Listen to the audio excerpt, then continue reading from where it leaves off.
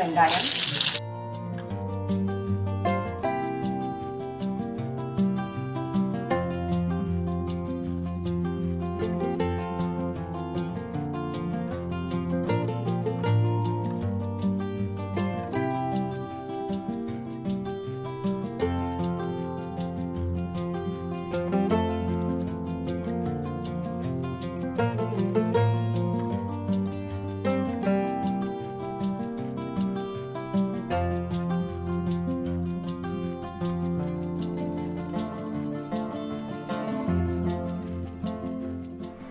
வணக்கம். Welcome to Chitra Murali's kitchen. இன்றைக்கி என்ன ரெசிபி பார்க்க போகிறோன்னா, முருங்கைக்காயும் சின்ன வெங்காயம் போட்ட ஒரு சாம்பார், அதுக்கப்புறம் வந்து வாழைக்காய் சிப்ஸு, கத்திரிக்காய் கறி, இதுதான் நம்ம பார்க்க போகிறோம். ஃபஸ்ட்டு வந்து சாம்பாருக்கு தேவையானதை பண்ணிவிடுவோம். நம்ம அதுக்கு வந்து அடுப்பில் கடாய் வச்சு முதல்ல கொஞ்சமாக எண்ணெய் விட்டுட்டு சின்ன வெங்காயம் ஒரு 10 சின்ன வெங்காயம் அதையும் லைட்டாக வதக்கிட்டு, ஒரே ஒரு தக்காளி அதையும் வதக்கிட்டு, முருங்கைக்காய் மாங்காய் எல்லாத்தையும் போட்டு நல்ல ஒரு எண்ணெயில் அந்த ஒரு பெரட்டிட்டு கொஞ்சம் மஞ்சள் பொடியும் தண்ணியும் விட்டு வேக வச்சுக்கணும். ஸோ ஃபஸ்ட்டு நம்ம அதை பண்ணிவிடுவோம்.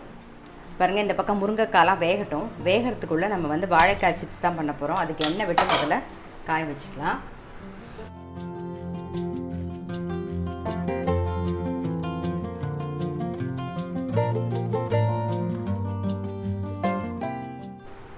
காயட்டும். இந்த மாதிரி தோல் சீவி ரெடியாக எடுத்து வச்சுக்கோங்க. காம்பு வந்து கட் பண்ண வேண்டாம், ஏன்னா நம்ம இப்படி சீவும் போது சௌரியமாக இருக்கும். லாஸ்ட்டாக பீஸ் வரும் பார்த்தீங்களா, அப்போ வந்து இந்த காம்பை பிடிச்சி சீவறதுக்கு ரொம்ப சௌரியமாக இருக்கும். அதனால் காம்பை கட் பண்ணிடாதீங்க.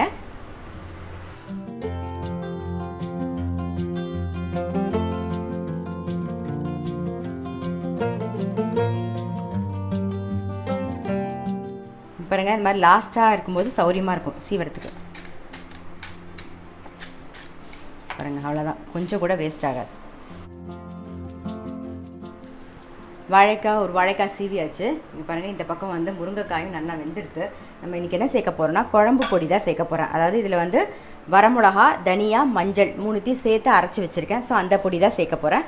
இப்போ அந்த பொடி ஒரு 2 ஸ்பூன் சேர்த்துப்போம்.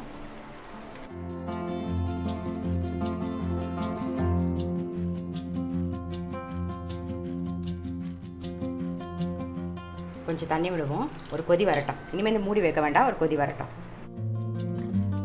இந்த பக்கம் வந்து குழம்பு பொடி சேர்த்துட்டோம். சேர்த்து நல்லா ஒரு கொதி வரட்டும். அதுக்குள்ளே இந்த பக்கம் வந்து எண்ணெய் காஞ்சிடுது. நம்ம சீவி வச்சுருக்க வாழைக்காயை சேர்த்துடலாம்.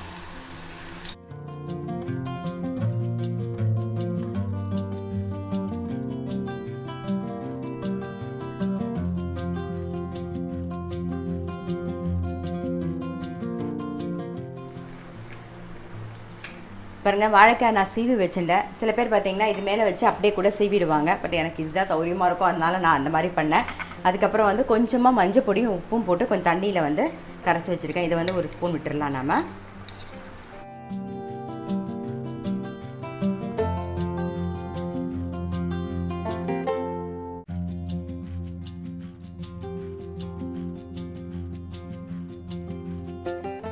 பாருங்கள், இந்த பக்கம் சாம்பாருக்கு வந்து குழம்பு பொடி சேர்த்து நல்லா ஒரு கொதி வந்துடுது.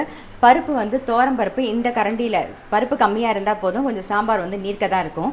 இந்த கரண்டியில் ஒரு கரண்டி பருப்பு எடுத்து கொஞ்சம் மஞ்சள் பொடியும் பெருங்காயம் போட்டு வேக வச்சு வச்சுருக்கேன். இந்த கரண்டி யூஸ் பண்ணிக்கோங்க. பாருங்கள், நல்லா வந்துடுது.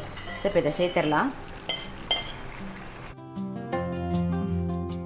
கொஞ்சம் தண்ணி விட்டுக்கலாம். இன்னும் நம்ம புளி தண்ணி சேர்க்கலை. ஏற்கனவே தக்காளி சேர்த்துருக்கோம், அப்புறம் மாங்காய் சேர்த்துருக்கோம். அதோட புளிப்பு வேறு இருக்குது. அதனால் புளி தண்ணி வந்து நீர்க்க கொஞ்சமாக விட்டால் போதும். பாருங்க,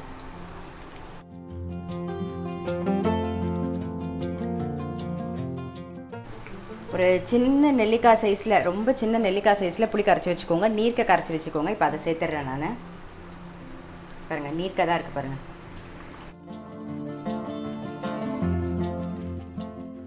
நல்லா ஒரு கொதி வரட்டும். இன்னும் உப்பு சேர்க்கலை, உப்பையும் சேர்த்துருவோம்.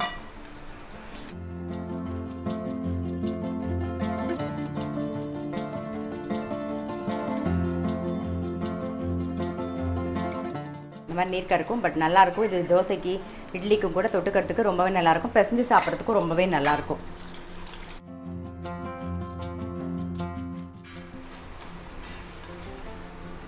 நல்லா ஓசை அடங்கிடுத்து, எடுத்துடலாம்.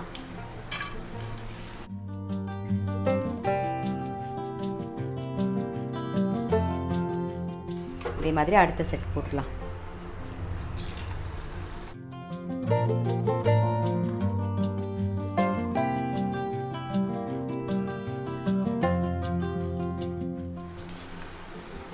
மஞ்சள் பொடியும் கரைச்சி வச்சுருக்கோம் இல்லையா, அது ஒரு ஸ்பூன்.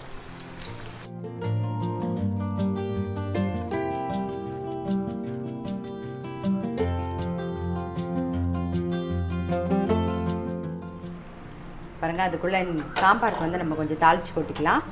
எனக்கு வந்து நல்லெண்ணெய் விட்டுக்கிறேன்.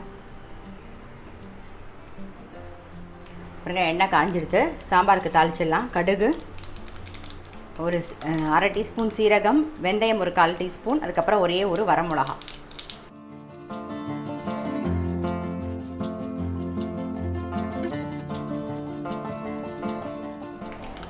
பெருங்காயப்பொடி கொஞ்சம்,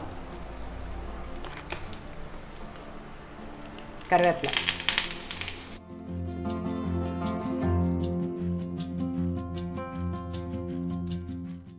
நம்மளுடைய சாம்பார் ரெடி. இது வந்து சாதத்துக்கு பிசைஞ்சிக்கிறதுக்கும் நல்லாயிருக்கும். நீங்கள் டிஃபனில் வந்து இட்லி தோசை தொட்டுக்கிறதுக்கும் நல்லாயிருக்கும். ஸோ இது ஒரு சாம்பார் பண்ணிட்டீங்கன்னா அன்றைக்கி ஃபுல் டே வந்து அழகாக ஈஸியாக இருக்கும் உங்களுக்கு சமைக்கிறதுக்கு. இப்போ இதை ஆஃப் பண்ணிவிட்டு வேறு பாத்திரத்தில் மாற்றிட்டு இதுலேயே நம்ம கத்திரிக்காய் கறி பண்ணிக்கலாம்.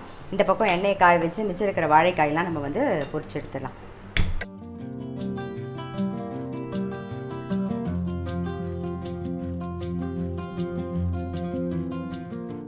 கடாயில் கொஞ்சம் எண்ணெய் விட்டுக்கலாம்.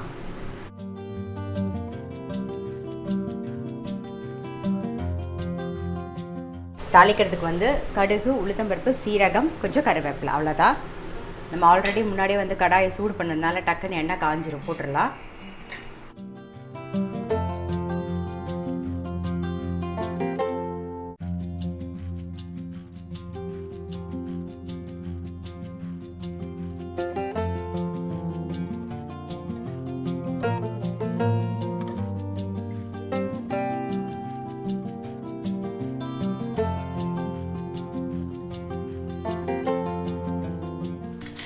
பெரிய வெங்காயம் ஒன்று நீல வாக்கில் கட் பண்ணியிருக்கேன், அதை சேர்த்துறேன்.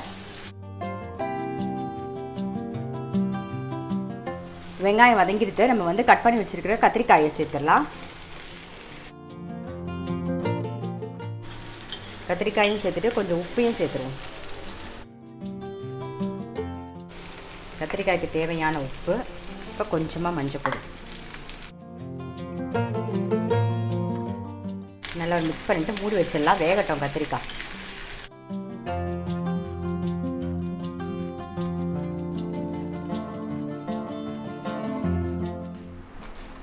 பாருங்க, மிச்சிருக்கிற மாங்காய் வந்து துண்டன் தான் போட போகிறேன். கட் பண்ணிட்டேன் அதுக்குள்ளே. இந்த பக்கம் கத்திரிக்காயும் வெந்துடுத்து. அதுக்கு என்ன யூஸ் பண்ண போகிறோன்னா, பொடி வந்து இந்த குழம்பு பொடி தான் யூஸ் பண்ண போகிறேன். அதாவது குண்டு வரமிளகா, அப்புறம் தனியா, மஞ்சள் பொடி சேர்த்து அரைச்ச பொடி தான் யூஸ் பண்ண போகிறேன். ஸோ அது ஒரு நல்ல ஒரு டீஸ்பூன் சேர்த்துக்கிறேன். காரத்துக்கு இதே போதும். மிக்ஸ் பண்ணிவிட்டு ஒரு 2 நிமிஷம் வச்சுட்டு ஆஃப் பண்ணிடலாம்.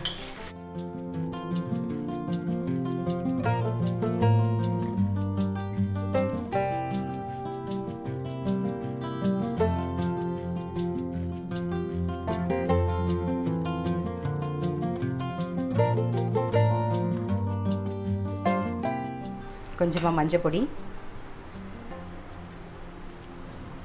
மிளகா பொடி, பெருங்காயப்பொடி கொஞ்சம்,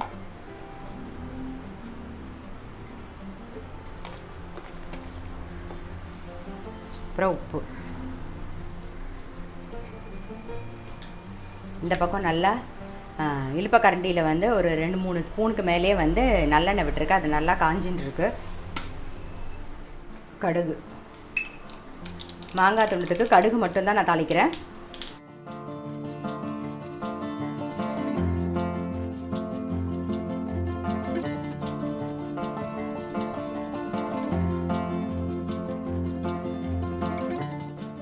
அவ்வளோதான். நல்லா மிக்ஸ் பண்ணிவிட்டேன். மாங்காய் துண்டமும் ரெடி ஆகிடுது. அந்த பக்கம் கத்திரிக்காய் கறியும் ரெடி ஆகிடுது. நான் ஆஃப் பண்ணிட்டேன்.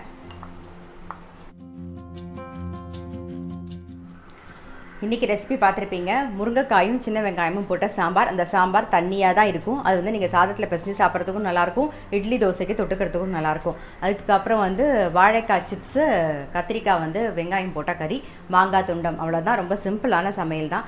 கண்டிப்பாக வந்து நீங்களும் உங்கள் வீட்டில் ட்ரை பண்ணி பாருங்கள். டெய்லி வந்து எல்லாருமே நித்தம் என்ன சமைக்கிறோமோ அதை தான் நான் உங்கள் கூட ஷேர் பண்ணுறேன். உங்களுக்கு ஈஸியாக இருக்குன்னு நிறைய பேர் சொல்லியிருக்கீங்க. அதை தான் நான் உங்கள் கூட ஷேர் பண்ணுறேன். ஸோ கண்டிப்பாக வந்து ட்ரை பண்ணி பாருங்கள். அடுத்த வீடியோவில் சந்திக்கிறேன்.